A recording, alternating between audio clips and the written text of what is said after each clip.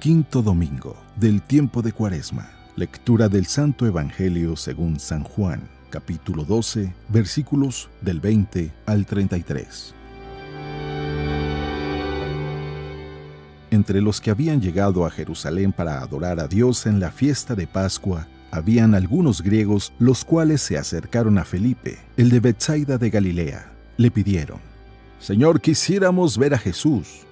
Felipe fue a decírselo a Andrés, y Andrés y Felipe se lo dijeron a Jesús, y él les respondió: «Ha llegado la hora de que el Hijo del Hombre sea glorificado. Yo les aseguro que si el grano de trigo sembrado en tierra no muere, queda infecundo, pero si muere, producirá mucho fruto. El que se ama a sí mismo se pierde. El que se aborrece a sí mismo en este mundo se guardará para la vida eterna. El que quiera servirme, que me siga, para que donde yo esté, también esté mi servidor. El que me sirve será honrado por mi Padre. Ahora que tengo miedo, le voy a decir a mi Padre: Padre, líbrame de esta hora. No, pues precisamente para esta hora he venido. Padre, dale gloria a tu nombre». Se oyó entonces una voz que decía: «Lo he glorificado y volveré a glorificarlo». De entre los que estaban allí presentes y oyeron aquella voz, unos decían que había sido un trueno, otros que les había hablado un ángel. Pero Jesús les dijo: «Esa voz no ha venido por mí, sino por ustedes. Está llegando el juicio de este mundo. Ya va a ser arrojado el príncipe de este mundo. Cuando yo sea levantado de la tierra, atraeré a todos hacia mí». Dijo esto indicando de qué manera habría de morir. Palabra de Dios.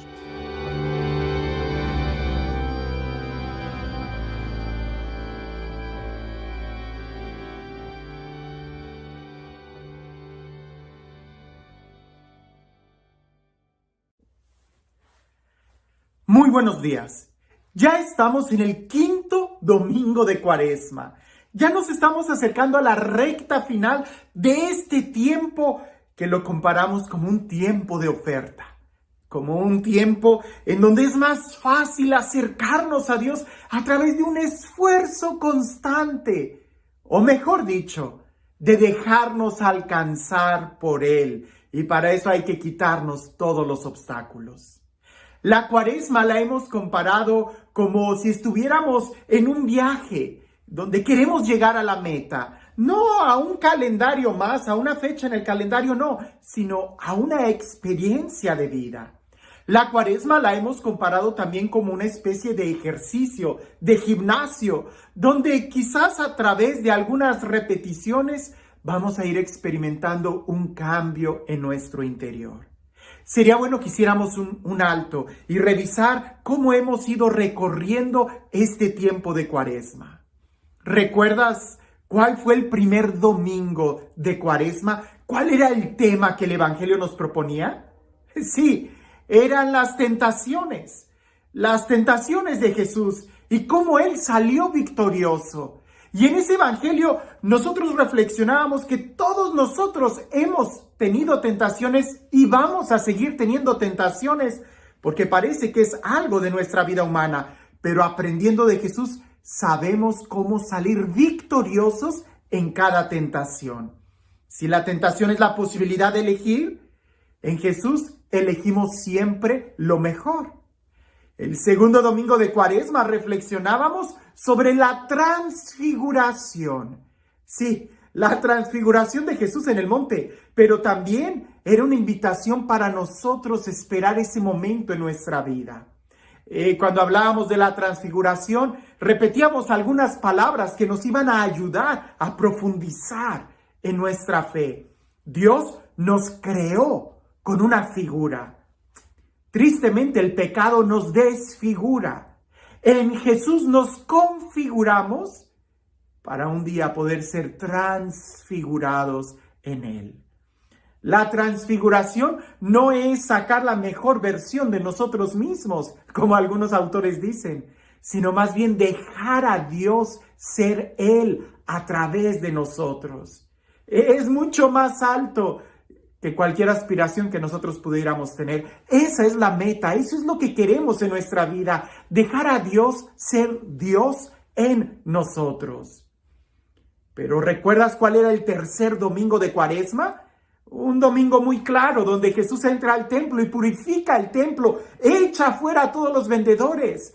Aquella frase tan fuerte: no hagan de la casa de mi Padre una cueva de ladrones o un mercado, porque es un lugar de oración.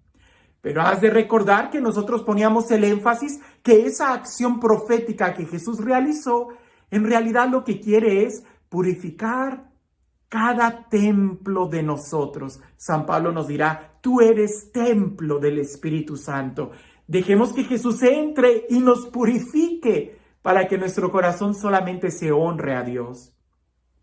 El cuarto domingo de Cuaresma reflexionábamos en cómo Jesús cambia la idea que se tenía de Dios y utiliza un signo muy fuerte, la de la serpiente que Dios mandó a Moisés construir.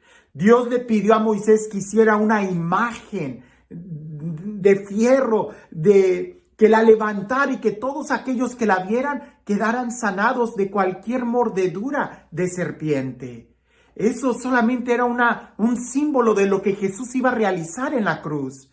Si la serpiente en tiempos de Moisés, esa imagen que Dios mandó a hacer, simbolizaba la muerte y la vida, el veneno y la medicina, y muchos contrastes, la crítica del pueblo, la fidelidad de Dios, en fin.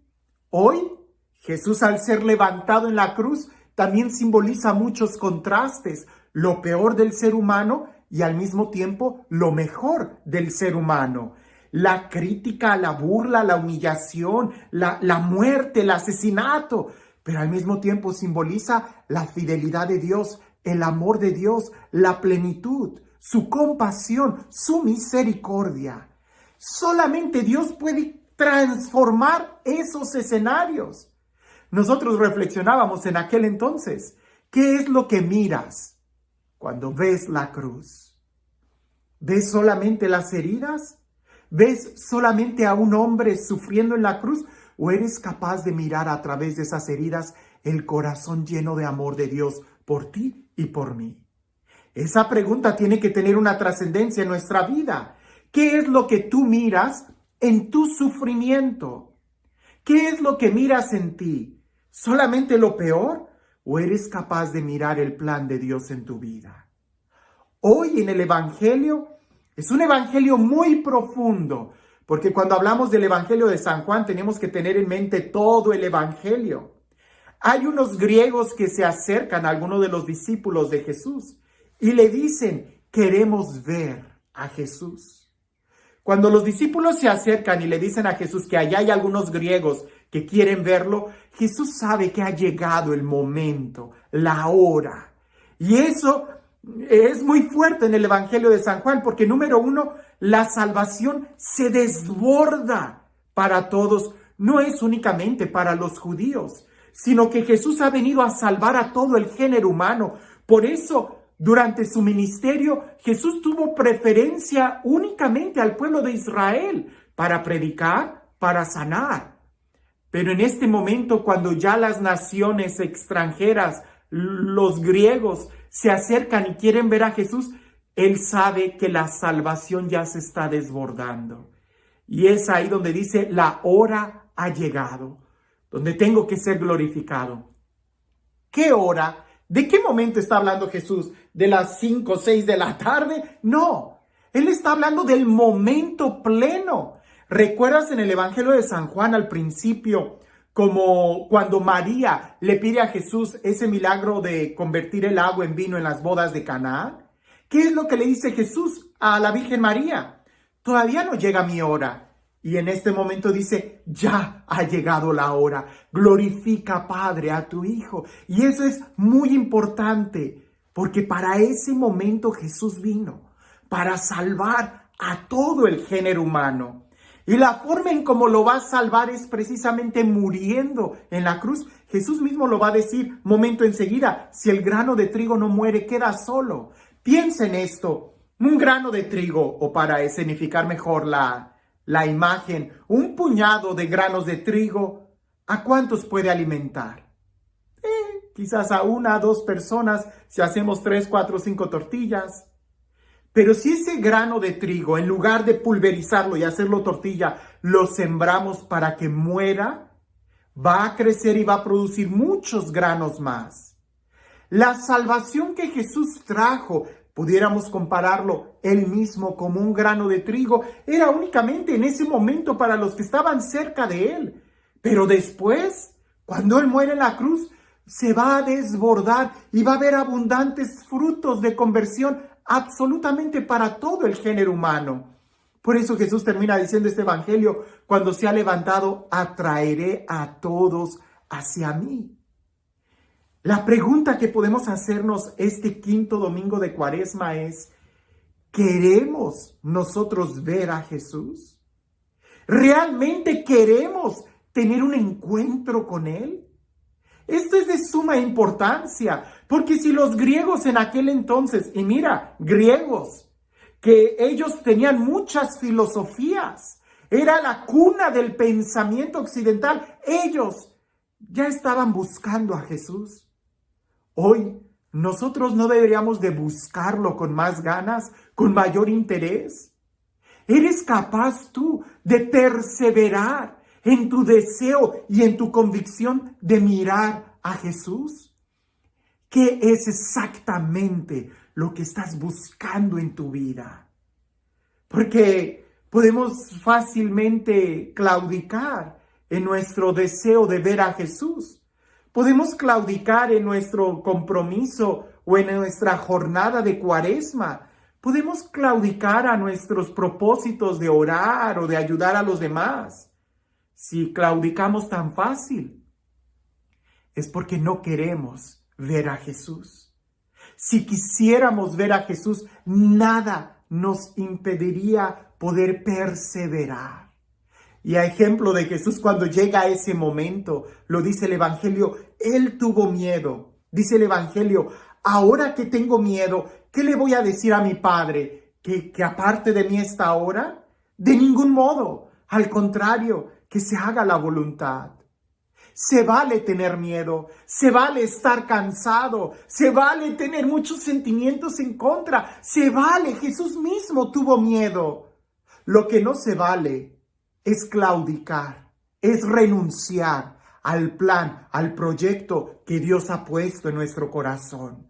Sí, la Cuaresma es una jornada, es importante detenernos y mirar atrás y ver qué tantas obras Dios ha hecho por nosotros y también mirar qué tanto nos falta para llegar a nuestra meta.